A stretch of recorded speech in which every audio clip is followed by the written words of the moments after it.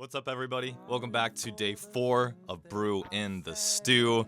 Today, we are talking about learning and growth. I think that learning and growth are deeply connected, but I don't think that they're the same thing.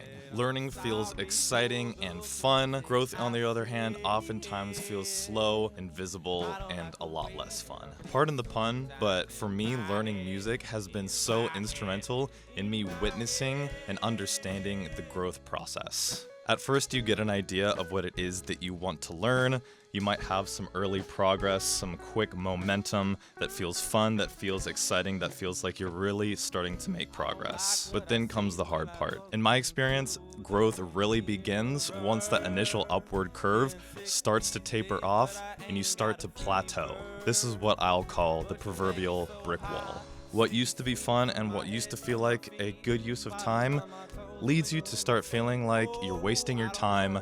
Am I broken? What's the point of this? Where am I going? Is this worth it? It's those thought processes that really start to become a detriment. So here's what I mean. We're gonna put growth on the y-axis and time on the x-axis. So as I mentioned, let's say you have an idea of what you want to do. Initially, you build some momentum and you start to grow upward, but eventually this starts to taper off and you start to go sideways, hitting a bit of a plateau here. During this phase of growth, you're moving sideways. You might have some small wins, but overall, the mental feeling of this zone is very challenging to keep moving. You might go up and down some. We'll just kind of squiggle here to represent the volatile nature of this section. This period of sideways movement is not failure. This is the foundation that will support the next phase of growth. You then look back and realize I broke past this wall.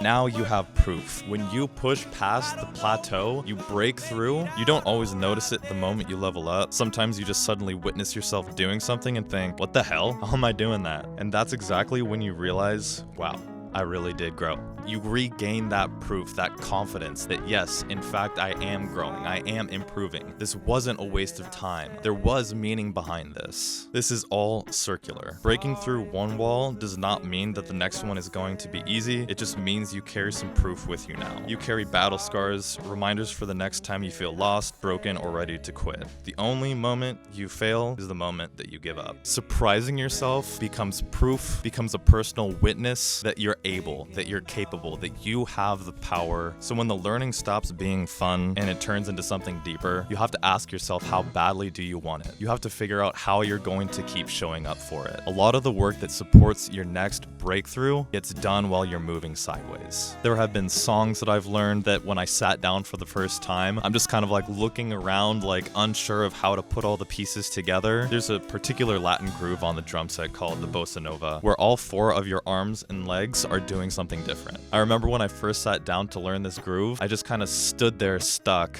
slowing the tempo down, just going through the process over and over again. I know the feeling can be painful and even sickening, but it's all worth it. When you do the thing that you've been trying to do, when you surprise yourself, you get a boost unlike anything else, and you get to carry that with you for the rest of your life. Trust yourself, trust the process, and keep growing. We'll see you in the next one. That's good brew.